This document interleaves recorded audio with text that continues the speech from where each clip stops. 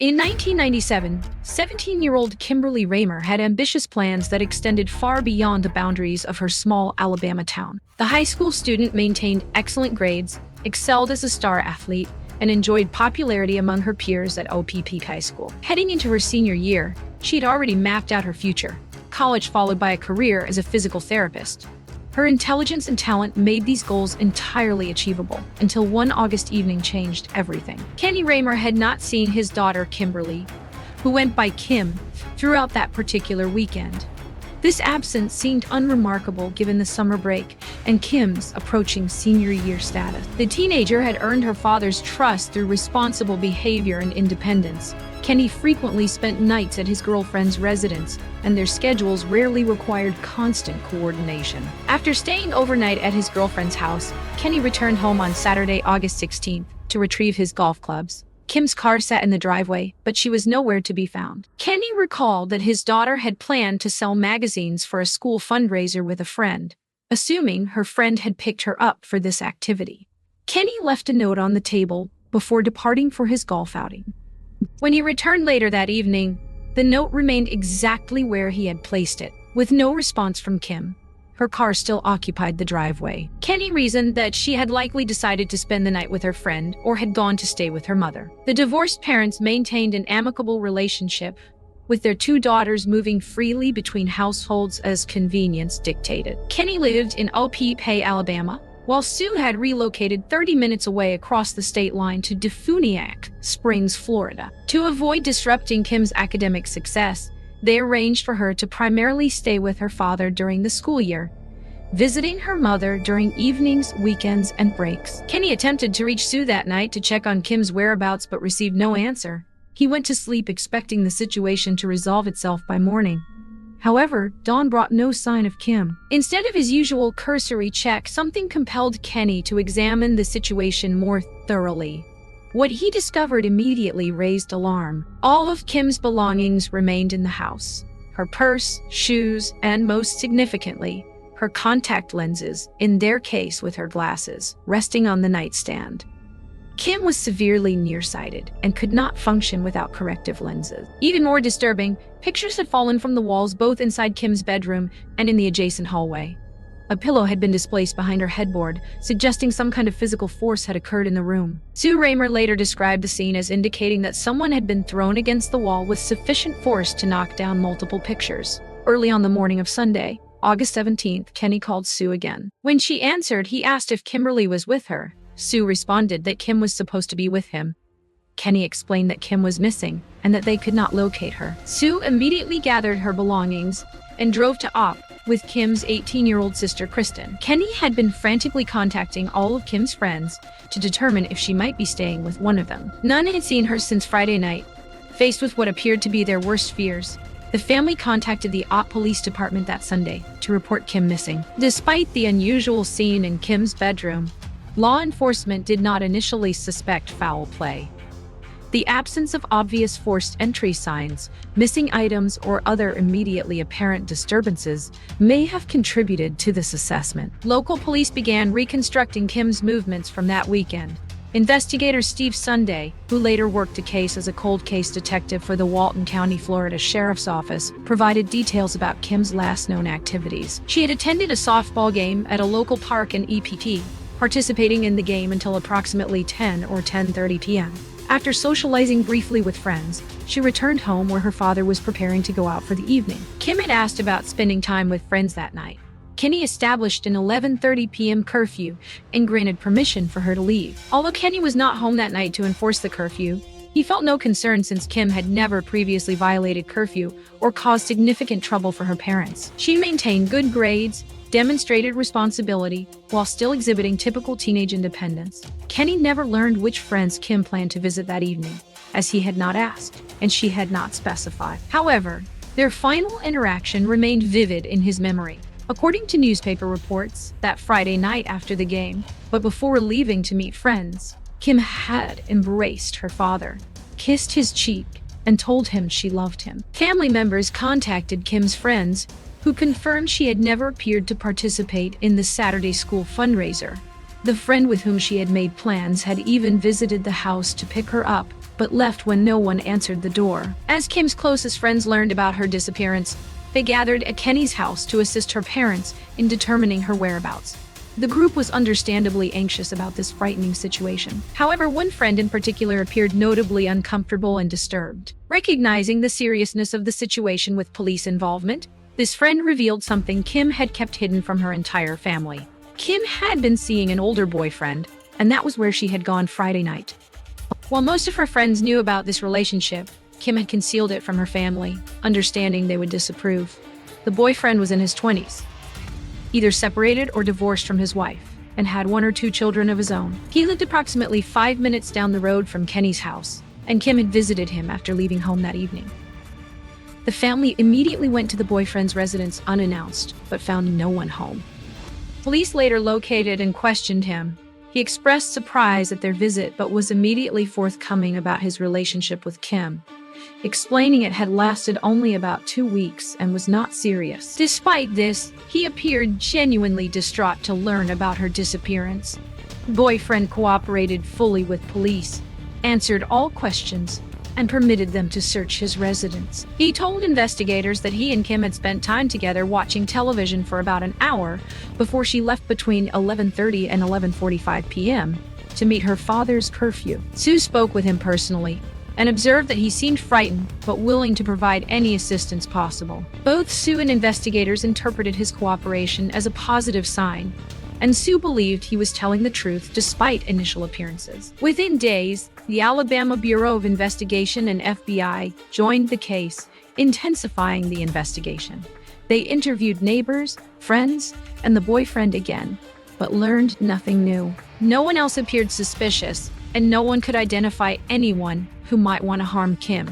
Physical evidence was minimal, partly because, according to Sue, police had not initially treated the scene as a crime scene. Sue recalled that on the first day of investigation, police dusted for fingerprints on Kim's bedroom doorknob, but conducted no other evidence collection. The handling of what would later be considered a crime scene was essentially non-existent. Local police had not initially viewed the house as a crime scene because nothing definitively indicated criminal activity. No one had heard screaming or disturbances that would have prompted calls to police. Whatever happened to Kim had occurred without witnesses who might have alerted authorities. Sue attempted to preserve what evidence she could, instinctively knowing Kim's room would prove important. However, her efforts came too late. Multiple people had entered and exited the house during the first few days without any areas being cordoned off. Even Kristen's boyfriend had wandered into Kim's bedroom while Sue was examining it. Although detectives had not initially focused on Kim's bedroom, they were investigating through other methods and making gradual progress. They established roadblocks around the area to question anyone who might have witnessed something that night. Through this process, a neighbor reported seeing Kim's car return to the driveway around midnight Saturday morning, confirming she had made it home near her curfew time. Combined with her contact lenses being in their case and her Friday night clothes on the floor, evidence clearly showed she had arrived home safely, felt secure enough to prepare for bed, and then something had happened to her in her room. This realization finally prompted investigators to examine her bedroom more thoroughly. Agents collected all bedding and other items from around her bedroom and house, including old family videotapes that were never returned. They also confiscated the family's landline phone for examination. Although there were no apparent signs of cleanup attempts, the FBI conducted a luminol test in Kim's bedroom, but found no blood traces. Apart from the disturbed bedroom, nothing else in the house appeared unusual.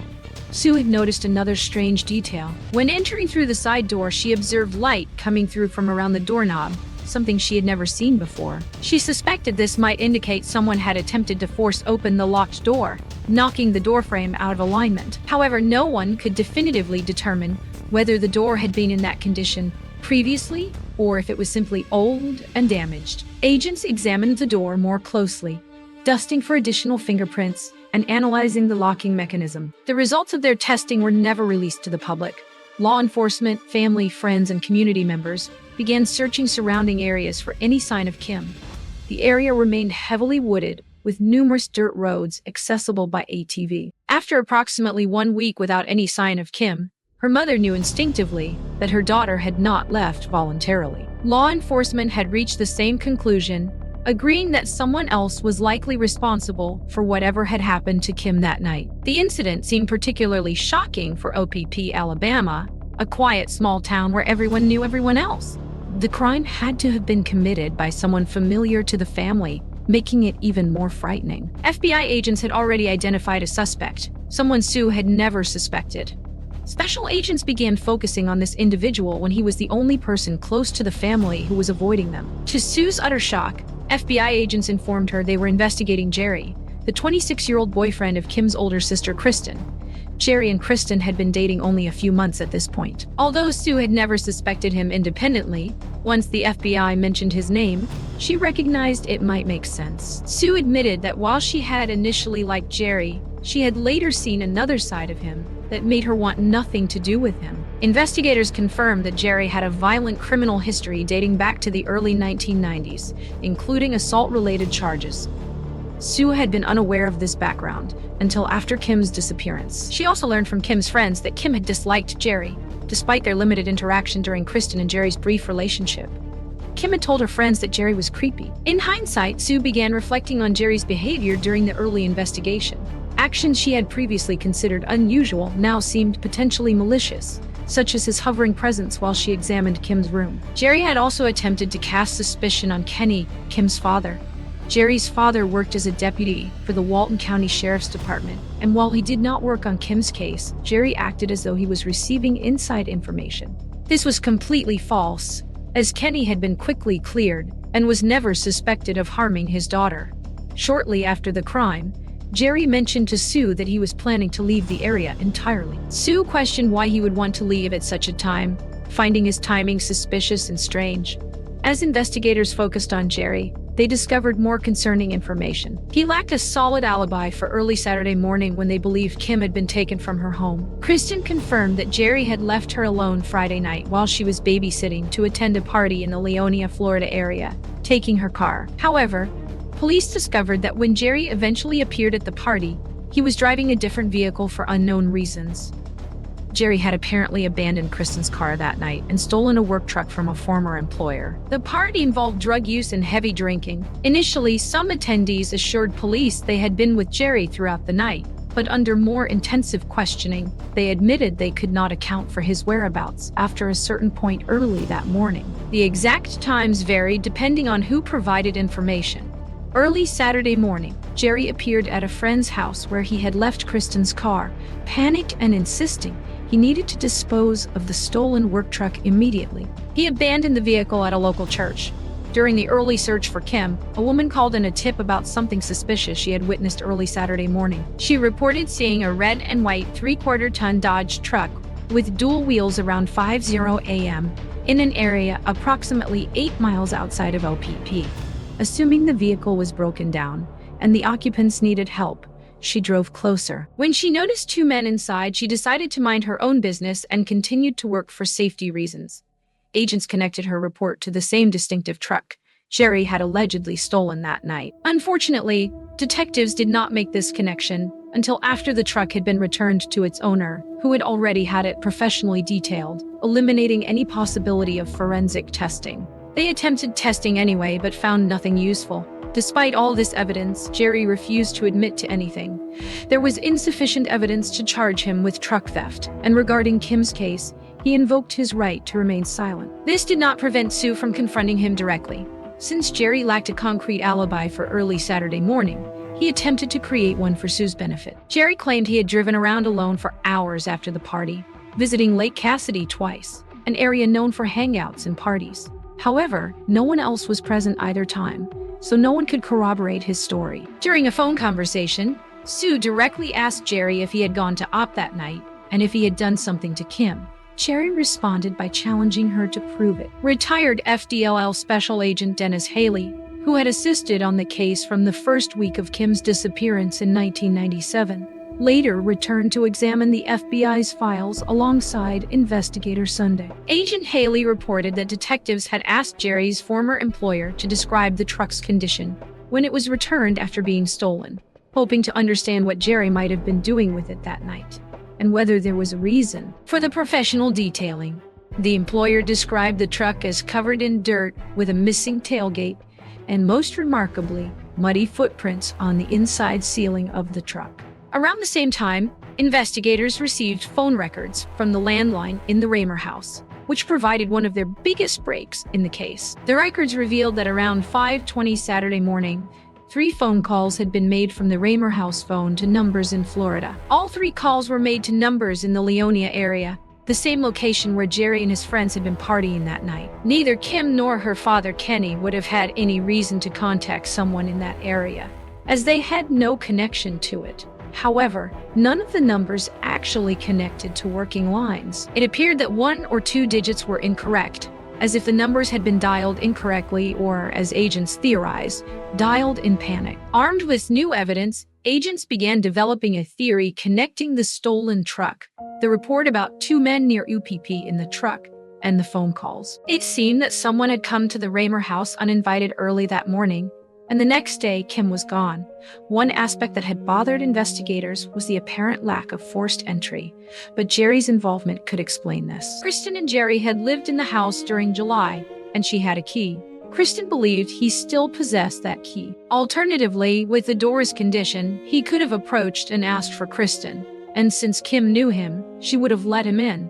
Jerry would have known that Kenny commonly spent nights with his girlfriend, leaving Kim alone at home. Sue believed Jerry had gone to the house intending to assault Kim sexually.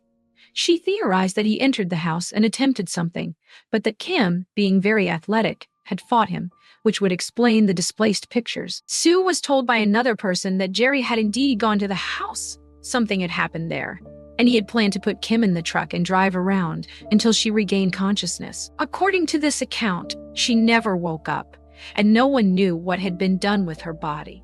While Sue had heard these accounts, and investigators confirmed they had heard similar rumors, the problem was that they remained just rumors. Many people seemed reluctant to get involved, and when investigators followed up on secondhand information, the original sources would often deny making the statements. Law enforcement had to sift through considerable hearsay. Agent Haley confirmed that items collected from Kim's bedroom, including bedding, were sent for testing, but nothing of evidentiary value resulted. What they had was suspicious, but provided no smoking gun and no body, insufficient evidence for prosecution. Within a week of Kim's disappearance, a warrant was issued for Jerry's arrest on unrelated charges involving home invasion and motorcycle theft.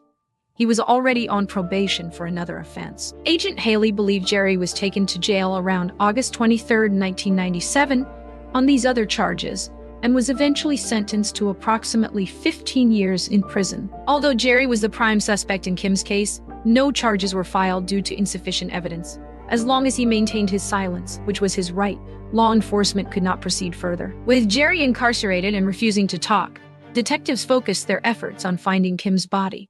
These searches required Sue to compartmentalize her emotions. She had to focus on the job of trying to find a body without thinking about the fact that she was searching for her daughter. Police concentrated on the area outside OP, where the woman had spotted the stolen truck, theorizing she might have witnessed Jerry with an accomplice. The FBI brought in a special plane from Washington, D.C., equipped with infrared technology, to fly over the area, attempting to detect Kim's presence among the forest and brush. While the plane enabled rapid coverage of large areas, they had barely begun to search all the rural acreage in the region.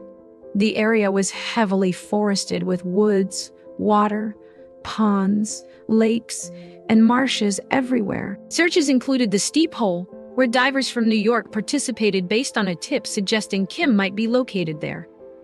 This area would sometimes be filled with water and other times be completely dry. They discovered a piece of carpet there, but nothing was ever reported about its significance. The steep hole search occurred in May 1998, followed by numerous other searches involving multiple counties, the FBI, and volunteer teams from as far as Texas with cadaver dogs. Jerry's family owned more than 400 acres of land that was also searched several times without success, though the vast acreage made comprehensive coverage impossible. The most noteworthy search took place in 2001 in an area that kept appearing in tips, a location with a pond called the Baptizing Hole in Holmes County, Florida, about an hour from UPP. According to newspaper reports, 4 different dogs indicated human remains in the same specific area of the pond, This prompted officials to drain the pond, where they made a significant discovery. Near where the dogs had indicated, close to the pond's center,